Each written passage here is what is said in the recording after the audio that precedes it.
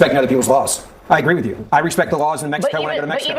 Even when somebody doesn't, I respect the laws in England. Even when somebody doesn't respect the laws, I still respect their humanity. To Israel later this year. I know and for that's sure. the problem is there are people that don't respect the laws. See, I know you. I know you very well, and I know for sure. If you knew the people that we're talking about, you would be standing with us. Texas, You'd be standing with us. Do you know them? Yes, and I go back to I've had conversations. One of my best friends married an illegal immigrant. We had this conversation at dinner, and I said to her, "I am sorry that you decided to break the law. There are a lot of Americans that break laws, and they go to jail. And it was for your actions."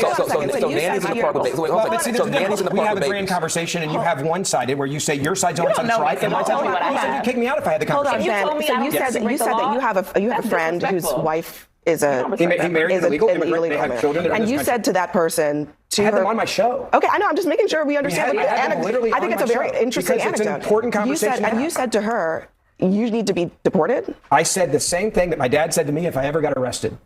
Don't expect me to bail you out. You're accountable for your actions. So what did you say? And what I said to her was this. I think you're an incredible human being. I love that you have this love with your family, your friends. It doesn't erase your kindness or your love, the fact that you broke the law. Did you call ICE on her? I'm not going to call ICE on somebody. Let me finish. Because they were working through the process with lawyers while this was happening. But you know what? A lot of people are doing that. Name Ben Ferguson, conservative radio host. That's what we're taking issue with. People who are going through the process of trying to do it right.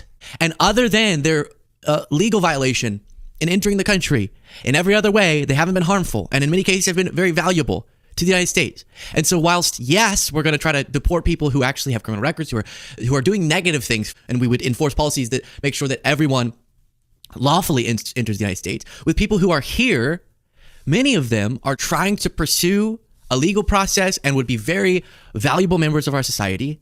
And so let's give that opportunity, which is what you're now saying. Because by Tom Homan's logic, it's you're harboring an alien if you don't report them and have knowledge of them, like they're a terrorist or something. So you're now breaking the law according to Tom.